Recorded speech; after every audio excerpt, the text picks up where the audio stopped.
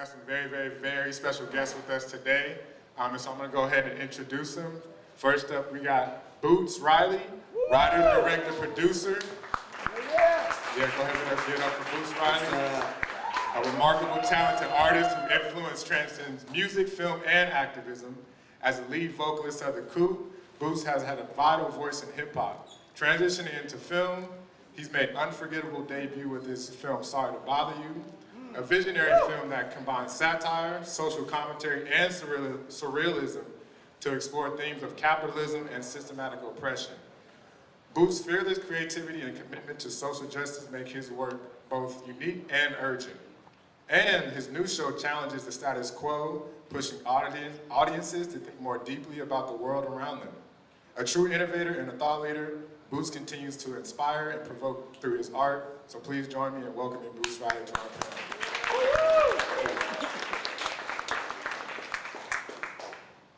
And I have the pleasure of introducing Cheryl Dunye, who is a writer, director, producer. Cheryl is a world-renowned Black director, writer, and producer. Cheryl first emerged as part of the queer new wave with her first feature film, The Watermelon Woman. Cheryl is currently best known for her directing work on shows including OWN's Queen Sugar, Showtime's The Chi, CBS's All Rise and The Equalizer, Netflix's Umbrella Academy, and Bridgerton. Cheryl's work on the episode Strange Case for HBO's Lovecraft Country has earned her a 52nd NAACP Image Award nomination for Outstanding Directing in a Drama Series and has been named one of the best episodes in 2020 by The Hollywood Reporter and Entertainment Tonight. Please join me in welcoming her to our panel. Hello. Cool. So we're going to go ahead and get comfortable and get right on into it. Me personally, I'm very excited to have this conversation. These are two people I admire, not only as filmmakers, but as thought leaders in the film industry. So yeah, I'd like to start at the beginning. The beginning being your journey into storytelling, your journey into filmmaking. So what led you to use filmmaking as your choice of weapon? And how does that shine through you telling compelling stories? Oh, okay. Because I had the mic. That's the only reason why. I think it started with Ronald Reagan, right? Activism at the time, back in the 80s, when I was in an undergrad at Temple University in Philadelphia. Anybody from Philly? Okay, all right. So I just couldn't believe what was going on in the media and how he was, flipping the script with images and using incarcerated individuals for his campaign. That was number one, right? Number two, The Cosby Show. I was like, where am I in the Cosby cast? Nobody looked like me. Nobody was a queer out Black lesbian. I'm that other Cosby kid. I was just not in that script. And I was just like, well, why am I watching? Where do people like me exist in the popular narrative of commercial television? So I was like, okay. And then I was at Temple and I made a journey to see the poet Sapphire at a women's music festival. And I hope you know who Sapphire is, right? She wrote Precious, which became, just a wonderful writer. And she was reading this poem called Wild Thing about Central Park 5. And it was so inspirational that I said, Goddess Sapphire, can I record this, my little rinky-dink, VHS recorder? And she was like, yes, sister, come. I was like, oh my God. And just where you are in that, like the beginning, I have the equipment from school, and I recorded it, and it looked like, oh, it was bad. But it sounded great. So I had to figure this out. I was like, what am I gonna do? So I put my own images on top of it. I made like montages, like got my friends to, do things and whatnot. Turned that in, and my professors were like, oh my, do you want to go to grad school? I said, no.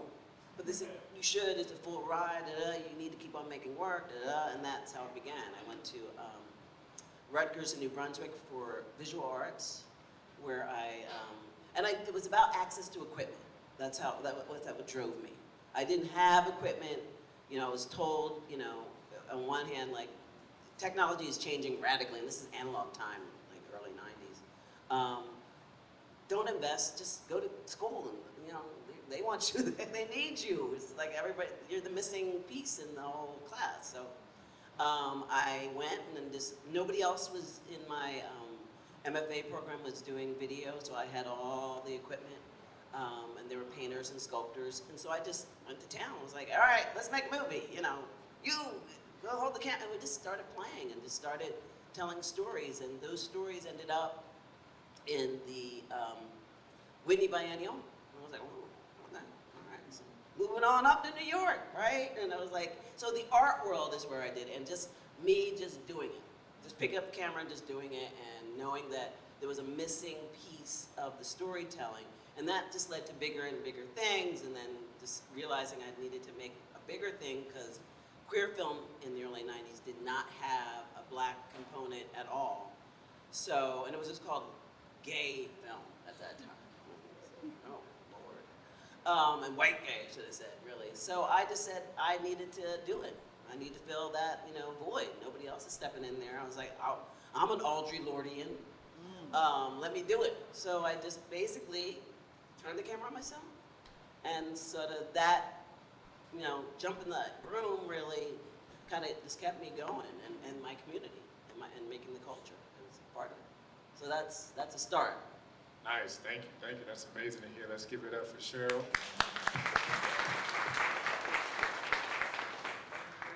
So, my grandmother used to run the Oakland Ensemble Theater here, and so that was like something I definitely didn't want to get into.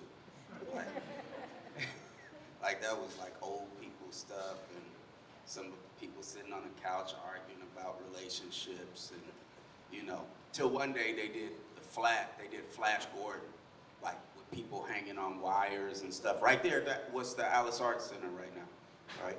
And so that kind of sparked something right then. But I was still a kid, and then I got involved in, when I was 14 and 15, in helping to organize farm workers in the Central California Valley. And this was like 10 years after they had something called Teatro Campesino there, which was political plays that they would pull up on a flatbed truck and do for farm workers, like trying to get them to be involved in the union. So even though this was past that time, in the work that we did, we were volunteers, and you know, some of the organizers that were there, they worked in the field, so they'd be like, okay, be at the end of, you know, it's 3 in the morning, I'm going to work, you guys be there with the flatbed truck as we come out of the fields, and have a skit about the water having cancer stuff in it. And it'd be like terrible skits that we'd be doing, like really like embarrassing myself even thinking about it, right? And, but that gave me this idea, okay, theater, social movement, getting people to do things, it seemed to work, because even though they were corny, people would laugh at something or whatever, and then other people would talk to them, that sort of thing. And so when I came back to school, came back here, I got more involved in stuff, and I joined something called the Black Repertory Theater, that's based in Berkeley. At this time, they were in a storefront theater about a quarter of the size of this room, and right there on Alcatraz, where Alchemy Coffee Shop is right now. And so I was like, okay, yeah, we're gonna make the revolution with theater, and then started doing stuff, and you could only fit like 30 people in there, and I was like, damn, we're gonna have to do a lot of plays, right? And so I was trying to figure it out, and then that's when Do the Right Thing came out. And I was like, oh, okay. Because, you know, before that, I was into movies, I was into film, but it just, I mean, you know, I'm into not film, but movies, like whatever was the hit, E.T., Indiana Jones, Red Dawn, all that stuff, right? That's, you know, that's what I knew about movies. But so not only did it hit me that he was trying to say something with his film, but that somebody made this. You know, it wasn't like when you see these big blockbusters as a kid, you're just like, this thing happened, right? It's this event. This is where culture is, and this is, you know, something I'm watching. But this, I could feel somebody making it. And so I was like, okay. And I went to San Francisco State, signed up to go to San Francisco State. And I was in film for a little while, but I was also doing music, because just to make the long story short, I'm leaving out the music stuff I was doing at the same time.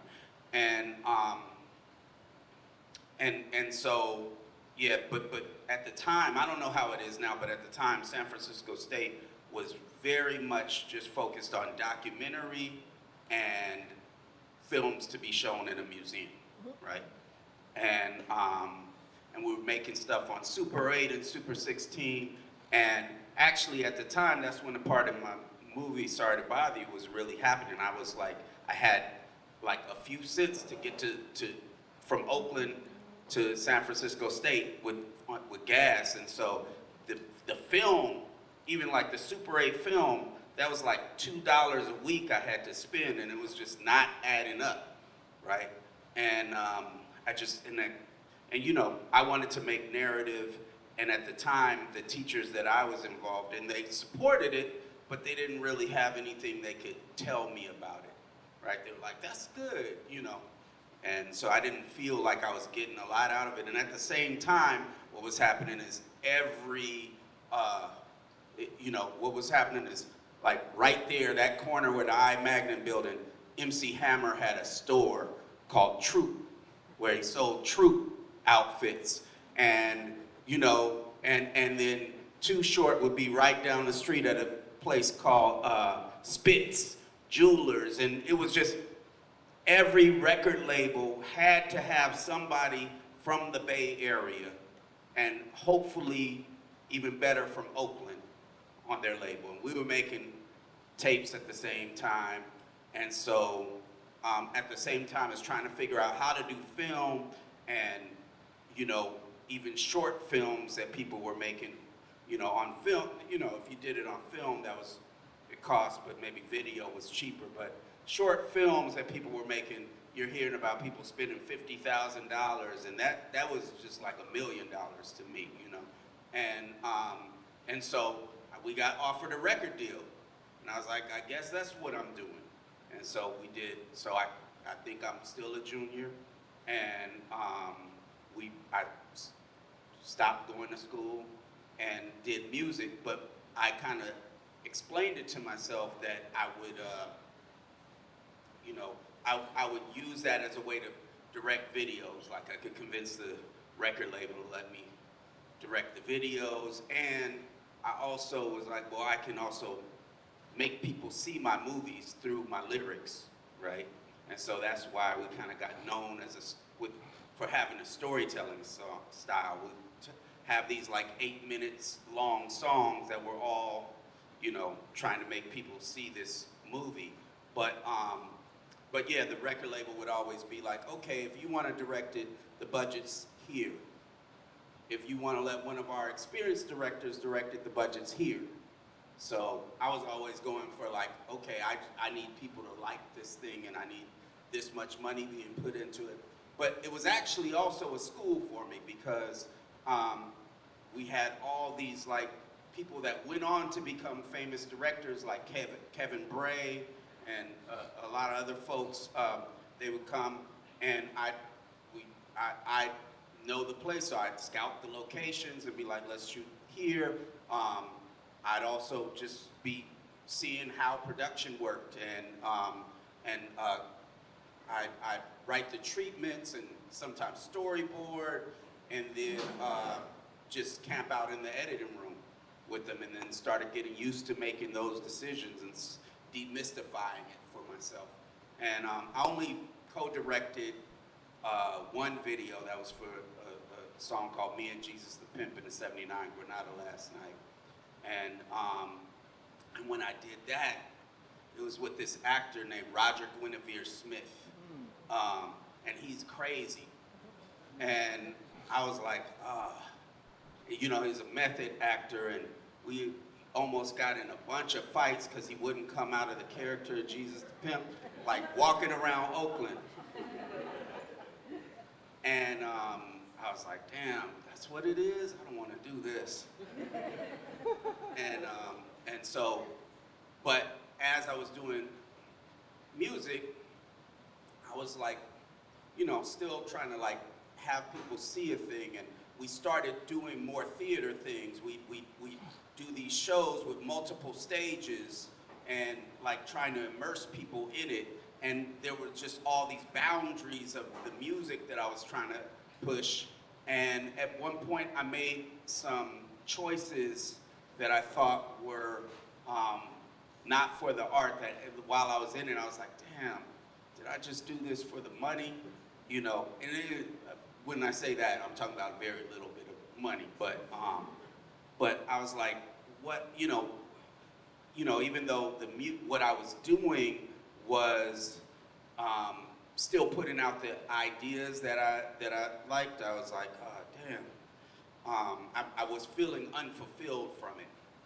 And I just was like, I gotta do something that I don't know whether I'll be able to do it, whether it'll, you know, be able to happen, but I'm just doing it because I need to create it.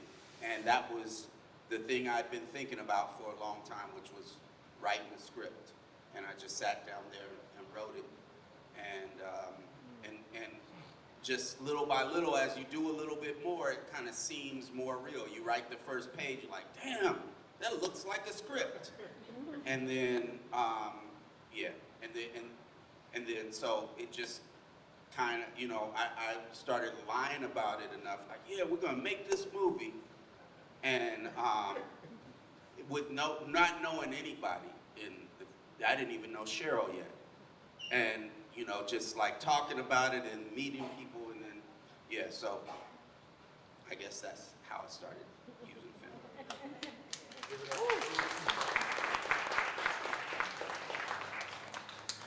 Interestingly enough, you actually kind of touched on some of the questions, two of the questions that we wanted to ask. So this is a two-part question for y'all. When you're breaking down like the differences between film and cinema, and you're trying to balance this capitalistic pull and the need to make money versus the artistic pull to create, you know, videos and art and tell stories, especially when you're dealing with things that are sensitive subjects or realistic subjects in your community, how do y'all go about balancing that? So how do we go about balancing the artistic need and the goals of what we want our art to be with the need to make money? That's the question? Okay. Well, I haven't. I've been, you know, like I've you know, definitely, you know, I don't know if I've made all the right choices, but I definitely kind of lived life irresponsibly and just kind of pushed, like I had a very specific goal of what I was trying to do with my art, and that was the payment, right? So a lot of times, you know, like my vision was so much bigger than what than what was coming in. So, you know, we'd be out there, people would be hearing our music, but what I was doing cost way more than what's coming in. So a lot of my career, I wasn't paying the bills. I was like getting evicted or squatting a house. But I would see the music's effect on people. And, you know, again, I did have a hope that, okay, this time it's gonna work. But, you know, we were like going around basically taking like a 10-person circus almost, you know, around with us. That costs a lot of money, right?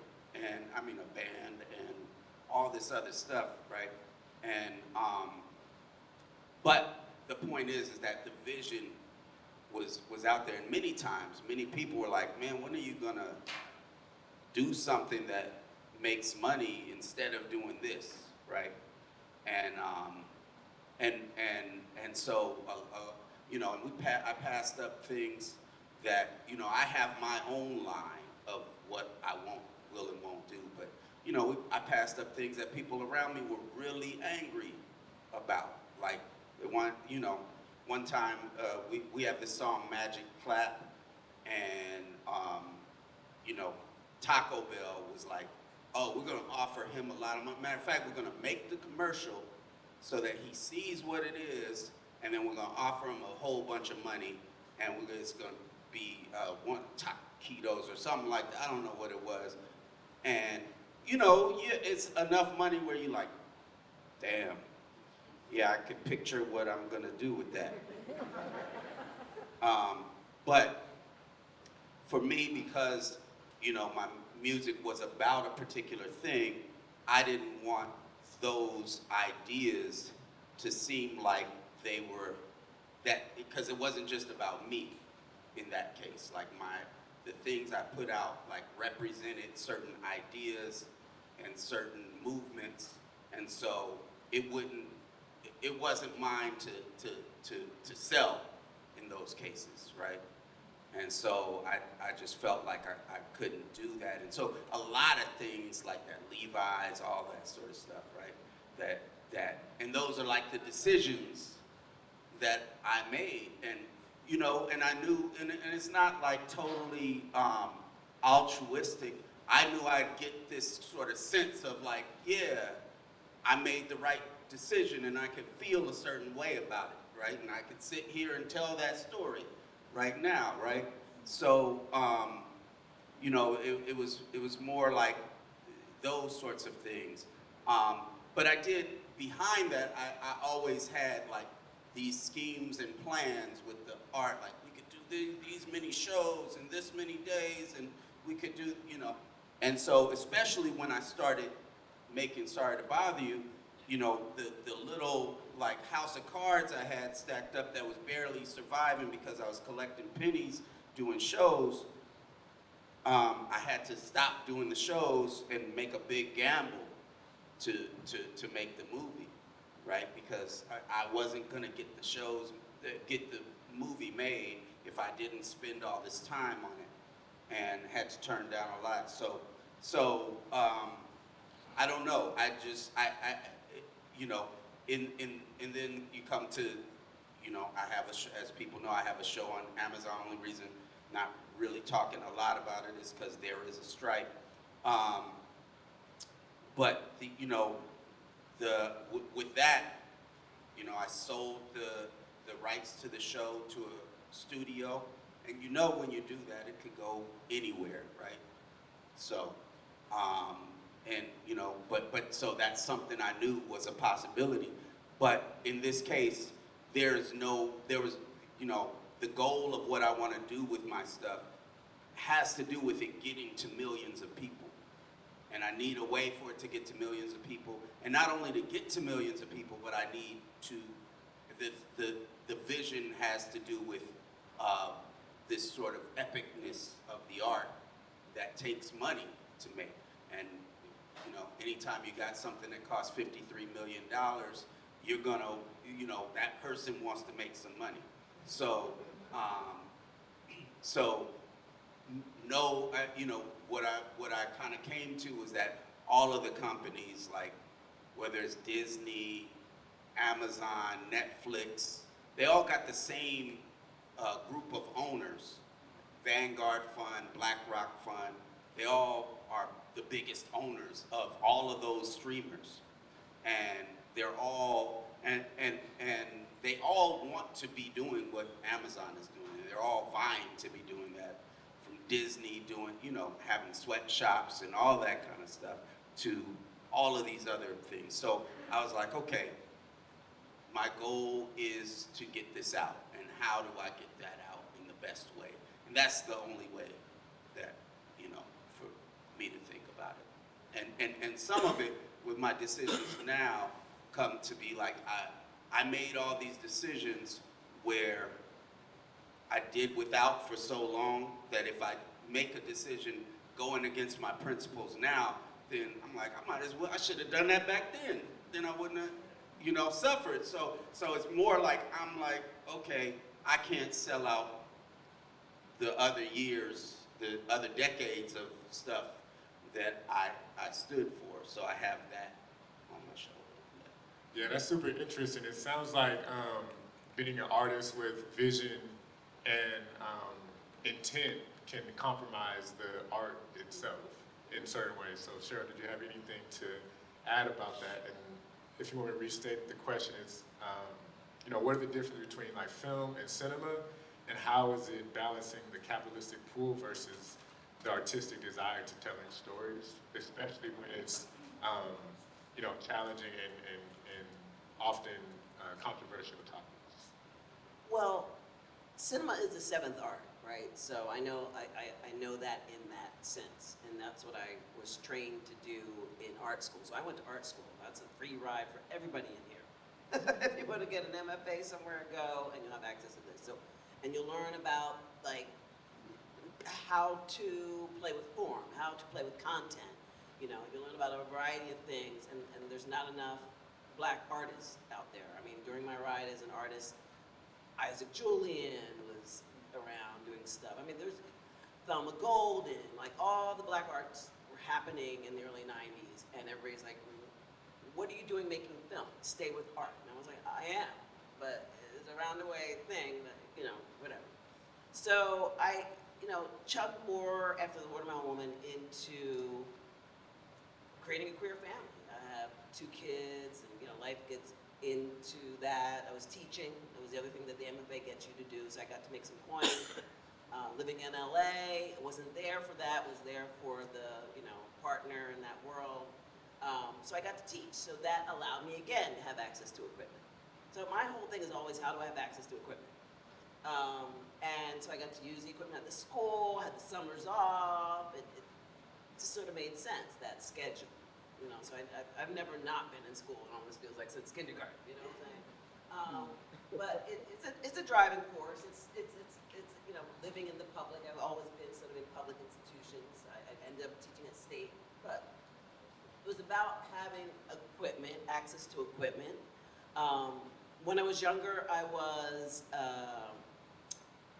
very political in the streets of Philly. I was an anarchist, practicing, screaming, act up was big, so I always kept that flavor of, you know, shaking things up, you know, playing with politics and performing. So that's really why I was in the Watermelon Woman. So I kept that going. But it's about mushrooming out, right? Nobody knew the Black queer story. Nobody knew that on cinema. Nobody was telling that, and so I had to do it. Really, that's all I could think of. Nobody was doing it. Nobody cared about that story in cinema, in media, in the world. So I just continued to like play with that, and then ended up going back to the drawing board after after Watermelon Woman, and did Stranger Inside the same way. Started researching deep. Went to prisons with and correctional facilities with Angela when she was doing some stuff here, and really kind of got the true story, and then flipped it, mixed it with incidents of life of a slave girl, and then made Stranger Inside with HBO. But still with the goal of mushrooming out, having access to equipment, bigger budgets, just the technology, having a DP. I don't have to shoot it, I don't have to be in it. So it was always that, like, can I do that, right? Played the game, ended up playing too hard, I think. When I ended up with Miramax and doing My Baby's Daddy. I don't know if anybody remembers that. I remember. Right, okay. Eddie Griffin, Anthony Anderson, Michael Imperioli, Sklar Brothers, Method Man, Buy a Thing. It was like, what the hell am I doing? I just didn't, I literally had a nervous breakdown. Because I moved far away from what I wanted to do and do my way of doing it. But I did it. Access to equipment, mushrooming out, getting it, but nobody, people weren't laughing at that at that moment. Now they do, but it wasn't then. It was like, all right. So I had to step back and went and lived in Europe for a while and really just sort of like thought about what I was doing. When I came back in 2007, it changed from analog to digital. And I was like, what the, I don't even know what's going on. It was like the world had changed. Episodic, series, and I was like, I have to start from scratch again. Started the teaching, started trying to figure out equipment, and the best way to do it is to jump right in. So I made a couple films, and those allowed me to kind of stay engaged with film festivals, and I think that's the most important thing, like show up where you need to be, and to seeing what was going on. So I did this thing called the Owls, and teaching still, but by believing in my process, by staying true to that, by applying for grants, by just believing and investing in me, even though I'm reading The Rice and Beans, and I moved up to the Bay and was living in I don't know, Fruitvale, right near the station, just in a big warehouse, and just struggling.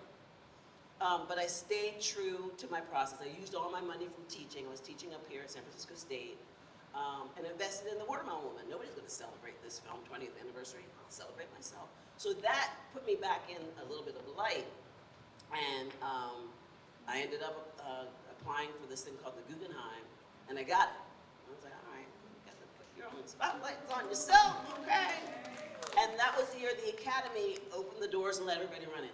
Come on, come on. Like, so all of us ran in that year, and the Watermelon Woman, because I did 2 films, you have to do 2 feature films.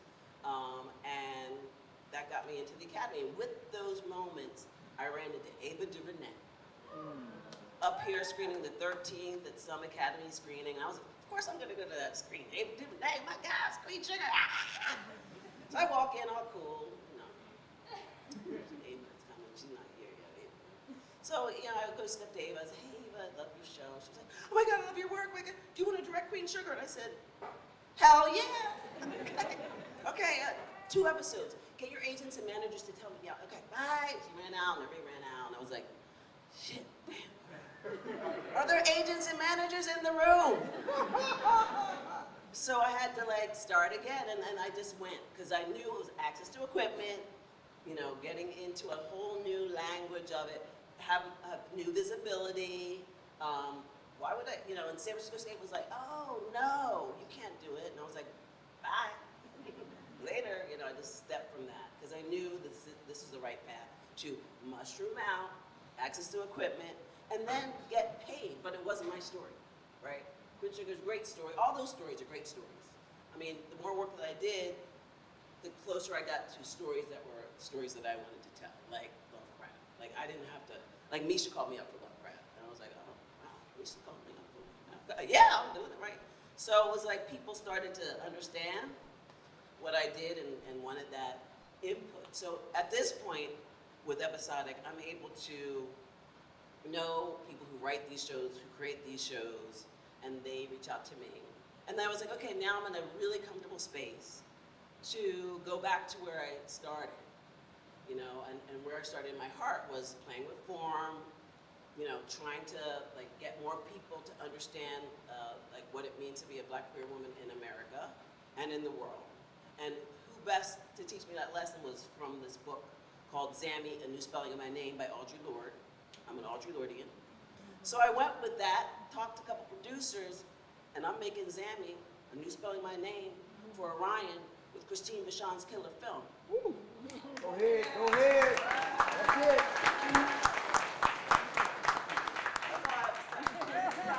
I didn't want to drop it, something like. But that's you gotta stay. You gotta keep. You gotta keep the wheels. You gotta just keep pedaling. And staying right sized and taking and weighing, like Luke is saying, every opportunity to, I might fail, and you will, but I also might learn a lesson here that can take further in that ride. Well, all y'all in this production, you guys are all mean to me, and well, remember, I'll use those names when I need to pedal on up somewhere else, So that's, you just keep on moving. Don't stop. Is that a song? No. Keep on moving. That's that. Woo!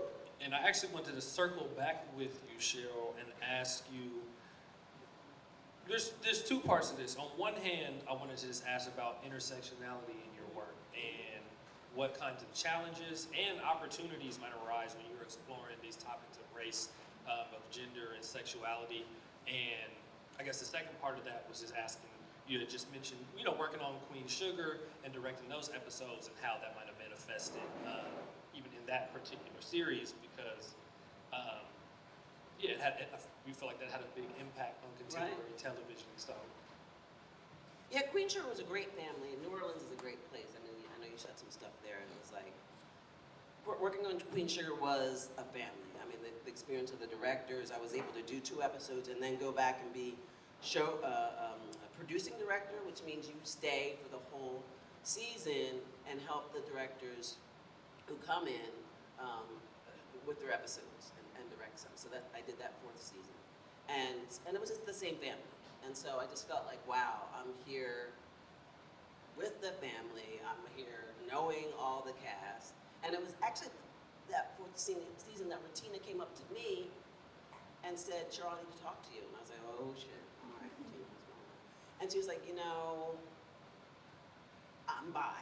And I was like, okay, all right, yay. And so now I became like a beacon of light for that side of the lens, as well as doing that in my work. So staying true with the sort of characters and topics that I want, that basically is me, because again, I don't see myself in the Cosby Show. I don't see myself in a lot of shows, or people that look like me, that queer. There's a little bit more, but not as the lead. I mean, I think Lena has put some stuff out that's pretty strong. There's a few others, but there's just not enough, I just feel like it's like free space. Nobody doing anything, just do it, right? I feel like there's like, claim your stake in storytelling and just show up with it, translate, whatever. So that for me is why I do it. I have no way to see the world other than as a queer person and a woman. I can't pull them apart. So every experience I have walking down the street or reading anything online or whatever, I see through that lens. And it's that filter that becomes my storytelling, When I look through my old Jet magazines, I'm like, what the?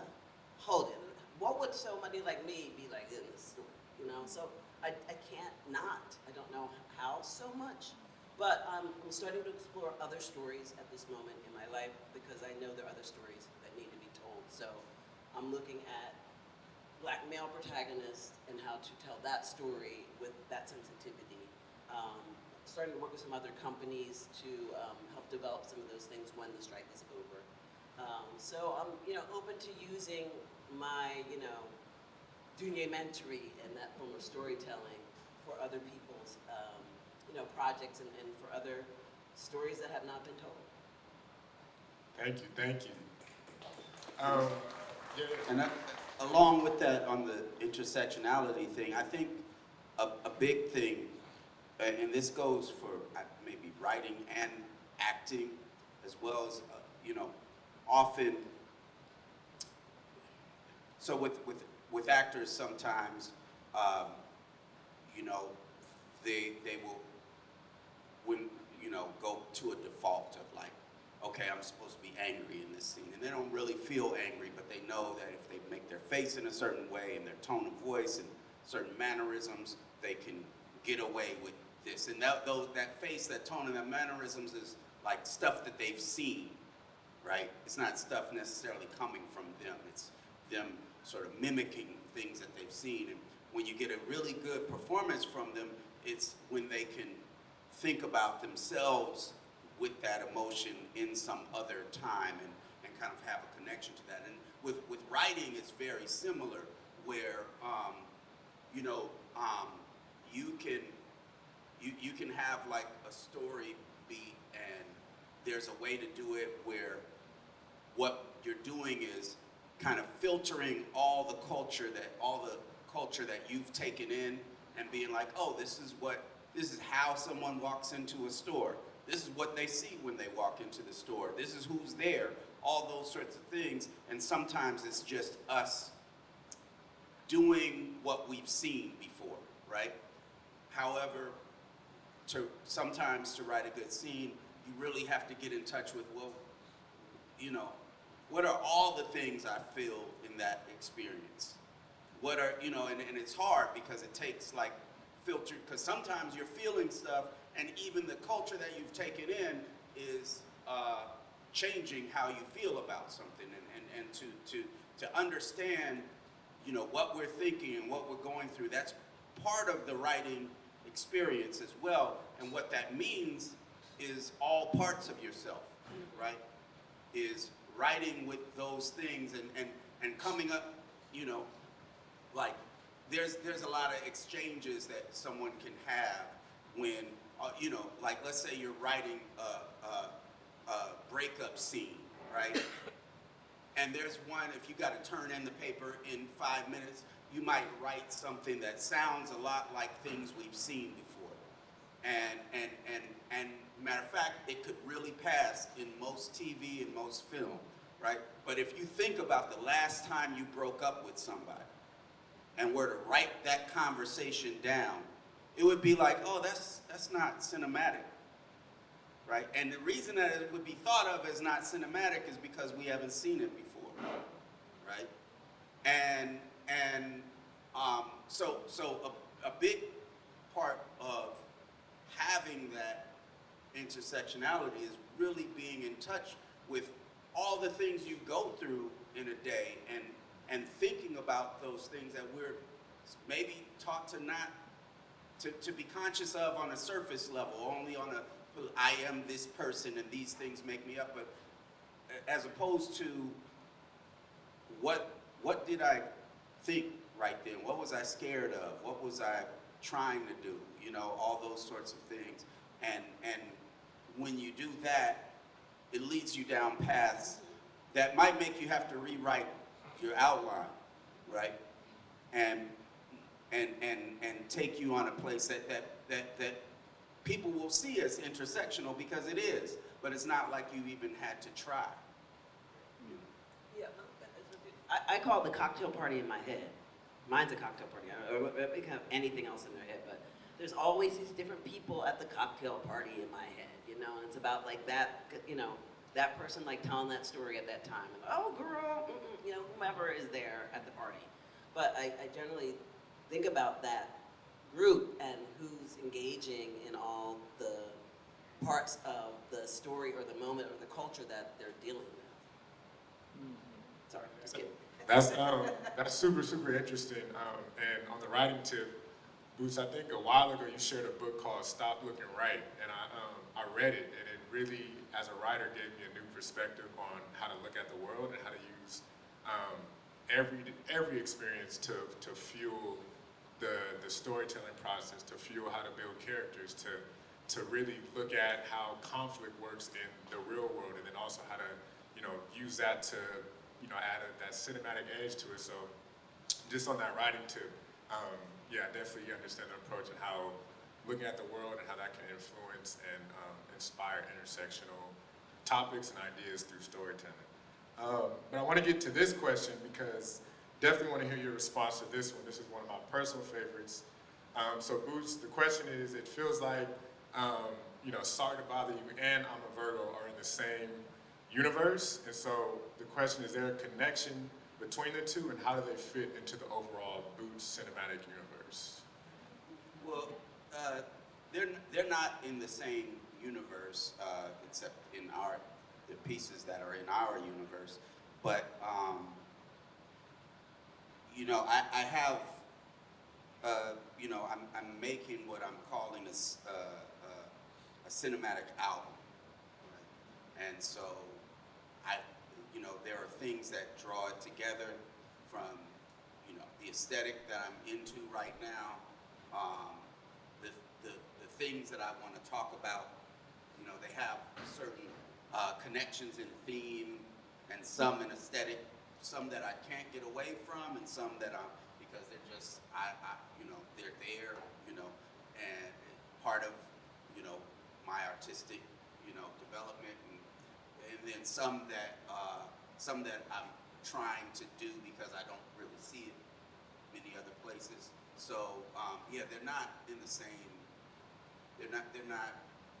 Cootie and Cassius don't live in the same Oakland, but they yeah, it's it's all part of this album. Nice, thank you. And cool, so then we're gonna go ahead and start wrapping it up here, but this last question for the both of you guys is something that I am intentional about specifically with this event. The event is called, Imagining Black Stories, Real Talk, and the whole ethos of the event is to be imaginative about the stories we want to tell ourselves.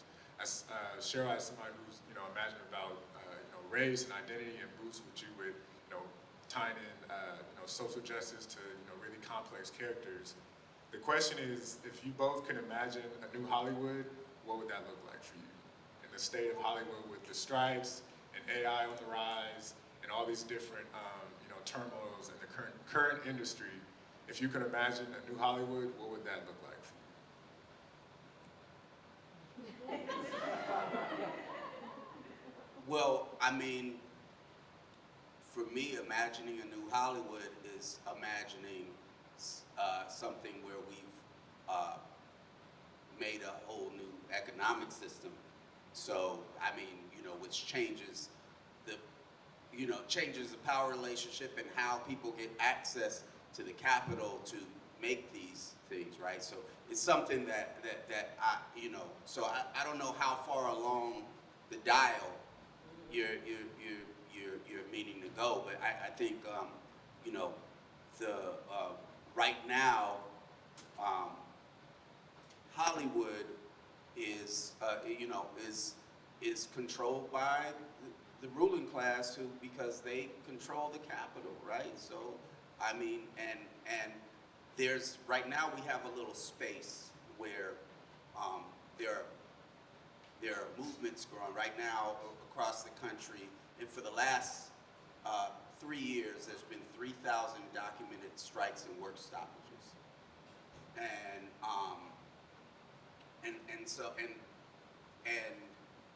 it is that has grown to that position in the same way artists have grown and become more radical with their work, right? From those same elements and those same influences.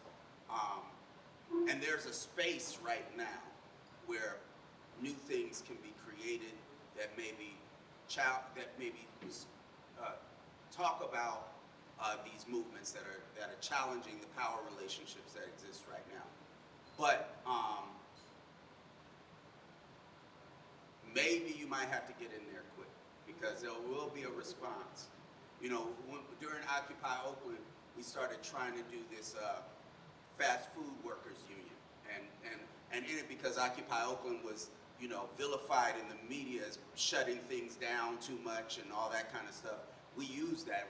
On these flyers, we were like, look, we're going to start this fast food workers union, and we're passing it out at McDonald's and KFC and Taco Bell and all that, and we're like, and you can help organize it, and if you get messed with at all by management for being part of this union, we're going to come and shut it down.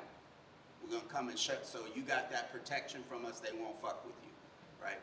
And so people were getting hyped, like, yeah, this will be amazing. This is before SEIU started doing stuff, and and people hadn't seen it before. But anyway, because people hadn't seen it before, there were two situations.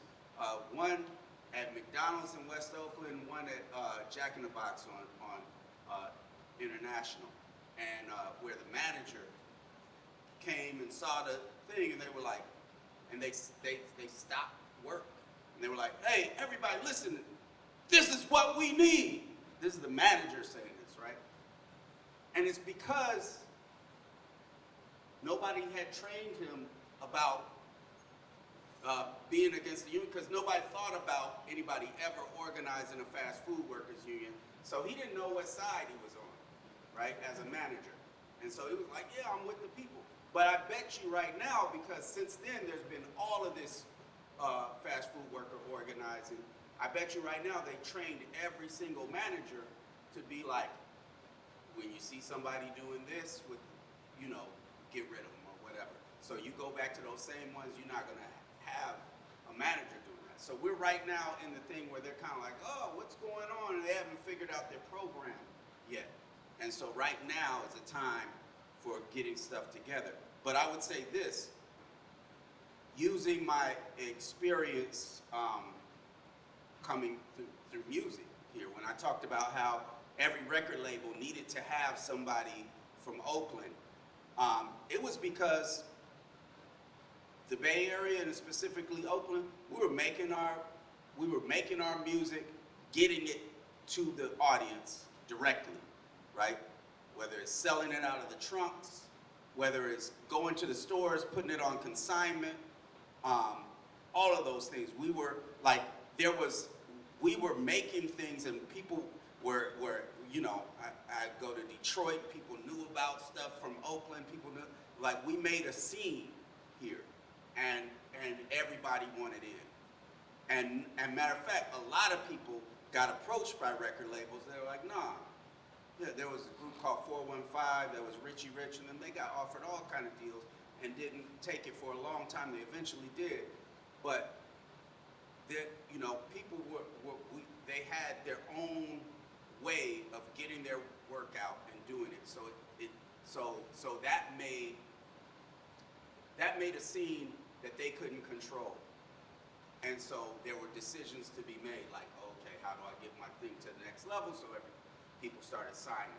But the point is that the Bay Area came, because it was one of the first ones that didn't, like New York, they had their scene, they're getting signed, boom, boom, boom. LA didn't sign, boom, boom, boom. Here, you had people selling like 400,000, 600,000 units, because they could get it and they could make a scene, like doing shows, having parties, posters up, their own way to promote it, right? If you went down here, you see posters for somebody local all up and down the street, right? And so there wasn't this thing of that the music industry that existed, that those record labels were the only way that we could do something. And that, one, it created a new style, right? Because people weren't like saying, oh, I gotta change my style to be something that this A&R person wants. Matter of fact, maybe people did try, right? Like, send their tape in and like, oh, that doesn't sound good, or that doesn't sound like that, and I know in E40's case, that was definitely true. And then people started doing their own thing. And I think that's what we got to do on the film side. Like, right here, you got a crew, you got like 2 film crews right here, and each of y'all could be making each other's film. And there's 2 cameras too.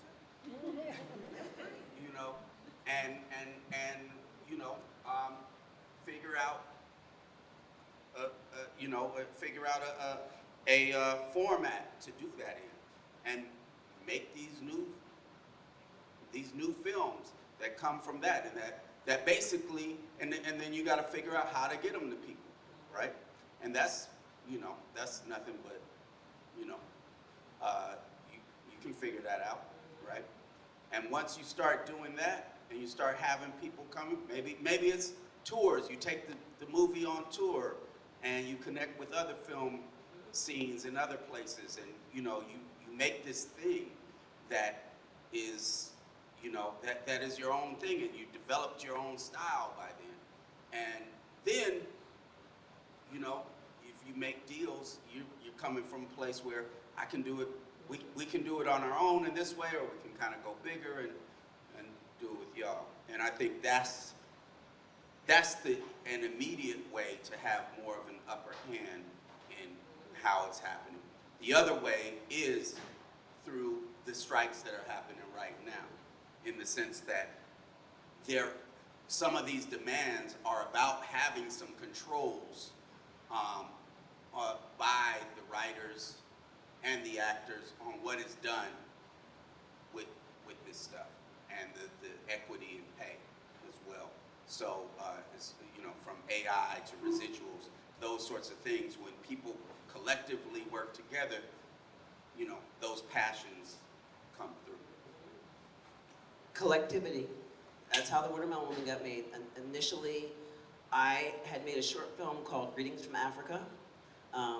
James Seamus and Ted Hope from Good Machine, who were it was 92, 93, 94 in New York, and they were making like Ang Lee's first film and Cole Hostetter's first film and all these, folks' film. And I got showed them my shorts, and I was winning a couple grants in the art world, and they were like, you need to make a film.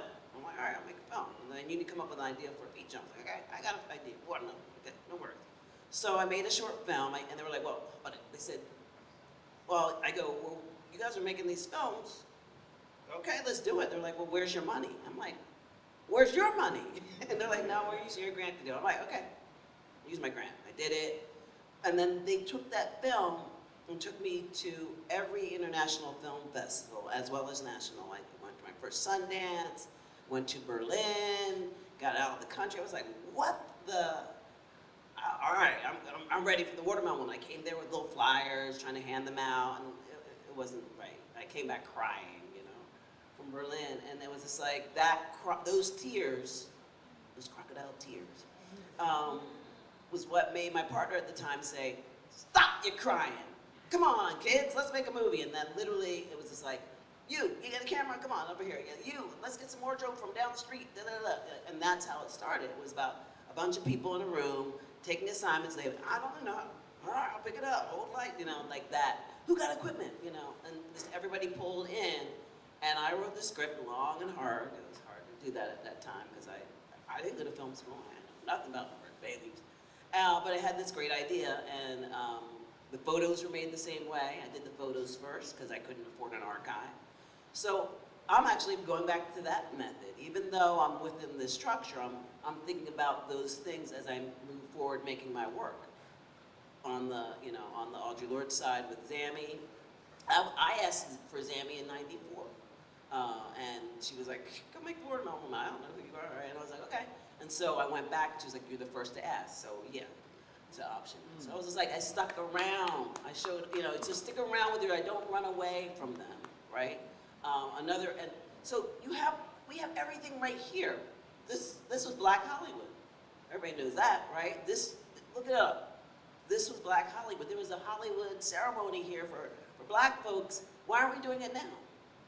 Who wants to take that up over here, right? You know what I'm saying? It's like, we should be like doing things and continuing the legacy. So collectivity, for me, it's also having intergenerational conversations, because I'm, not up there a little bit. So I always want to bring in, the younger cultural producers into my process, so I'm really true at that.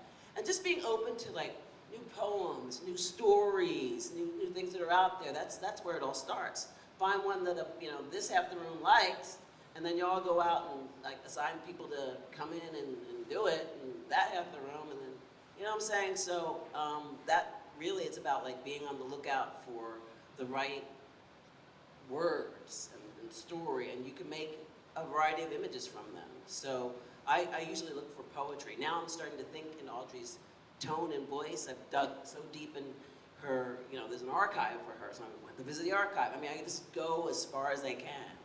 Physically, I got offline. That's the hard thing, is get offline to do that. Walk to the archive. Walk to the music, the library over here that, has a ton of books and has that book, but what's next to it? So you have to take that journey and like, physically make some moves instead of just hope and do that wishful thinking on like, oh, I did all my research, boom, laptop done, let me go, watch a show. It's not even about watching shows, it's about doing, you should be having Canopy on. That's a free archive right there. If you have a library card, you get 10 or 11 rentals with every Canopy, with every library card. So you can have like, I don't know, I have 2 cards, so. Sorry, I do have 2 cards. San Francisco and Oakland. So, and then there's Berkeley, that's, shoot, okay? So, you know what I'm saying? Take those opportunities, meet collectively. We don't need that much equipment, borrow. And then I really do believe going to a film festival that's outside of your bubble, even if you're just like a tourist and standing there and You know, there's always another tourist with you, and you guys can speak in different languages, but get outside to a A-list or whatever film festival and just go on a, you know, pay the little money or ask to volunteer, but show up there and see how it's done. Anybody, and I'll give you this little secret, anybody can submit a short film to the Cannes Film Festival market. Anybody. You will have to pay your way there, you have to pay the fee to whatever, but you're in the market. That means you have a badge. That means you can work, you know what I'm saying, right? So think about those things, and you just, like, you come back like, duh, what was I doing, you know? I met this cat from, you know, wherever, South Africa's doing da-da-da. Bye, you know, I'm moving forward. So you have to kind of create those, your own school for moving forward with your project. It involves a poem, it involves cars, show up where the car thing is. Online opportunities are ridiculous to show up at events globally. So just show up and raise your hand and let yourself be known and take a little bit of information, and it grows. You start until you bump into something or someone or yourself. You'll bump into yourself. You're like, come on, let's go. You know what I'm saying? So I feel that about, and then staying right-sized, because you know the people who aren't right-sized. And then since we're giving just general advice, I would also say, look, you know, we all want to make movies, we all want to make art, and sometimes because it's something maybe we're not doing yet at the level we want to be doing, we actually end up underestimating how powerful what we're going to do is, right? And when you do that, you sometimes focus more on the thing, whether it's the film or whatever, than you are on why you want to do it in the first place, right? Like what is it that you are passionate about more than making art? And that's the thing that has to drive everything you do, right? Because one, it's not only going to be hard, you're also going to get bored with it. You're going to be like, okay, this is not the exciting thing I want. And the only way to make it exciting is to key into that thing you're passionate about, that this film is helping to put out there. Like, what do you want to happen to the people that are watching your film? And that is what drives every decision, from writing the scene to editing the picture to mixing the sound. And when you have that, that's when people call it vision, right? And that's that fire that everybody's attracted to. And they're attracted to it when they see it in your art, and they're attracted to it in the real world when you're trying to get people to help you to make your thing, right? And if you have that fire, you got to express it in how you talk about your film, how you get people on board. And if there's somebody else in your group with that fire, help them make their thing, right? Because sometimes we haven't figured out what it is we want to say, and while you're figuring that out, you know, help make that happen with folks. Because that, you know, one thing that happens, there's a lot of people in Hollywood and writers' rooms and stuff like that, and they got there, their parents argued with them for majoring in creative writing, and they were like, I could get a job, right? And they get a job, and you're just doing what is there. If you don't have your fire, that thing that's driving you to make your stuff, then it's going to show in the work. And it is not really a reason to do it. It just ends up becoming a job, right? And so, but what can make people happy, what you do find in life, people are happy when they are doing something that they're passionate about, you know? And so that passion has to get past that early, like, you know how before you were in high school, you were in junior high, and you were like, it's gonna be tight when I get there, blah, blah, blah. By the end of 9th grade, you're like, yeah, whatever, right? And so that happens. But you gotta have that thing, that reason that you're doing it. And I know there's plenty of them out there, plenty of reasons to do it. And just make sure that that's what you're doing.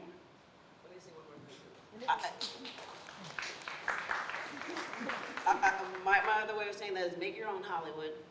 You don't want my Hollywood. You want your Hollywood. You don't want Steven Spielberg's Hollywood. You don't, really. You don't. You don't. But why pine after it? Why try to like emulate it and reconstruct it? And I'm going to make a black version of the Raiders of the Lost Ark. No. Make your own version of the Raiders of the, it's not even the Ark. It's, a skateboard, whatever it is. Just make your own version of your own Hollywood. You are your own Hollywood. You are. Your network, your friends, your stories. You are your own thing. It's not his or hers. And it's hard to see that because you see it every day. Like, oh, Barbie, Where's Black Barbie? Where's African Barbie? Where's, Barbados Barbie? We don't need to see Barbados Barbie. We need to see another story, right? It's like, I don't want to see Barbados Barbie. Well, maybe I do. But it would be another story if you did it. You know what I'm saying? So make your own ism. That's why I call it the Dunya-mentary, and now people believe it. I made it up. So, you're your own ism. I want to express my deep gratitude and my deep thanks to the both of you guys for your time, your insight, your knowledge, your energy. We all are really appreciative about the insight that you guys have shared. So let's give it up for Boots and Cheryl one more time, everybody. Thank you both so much.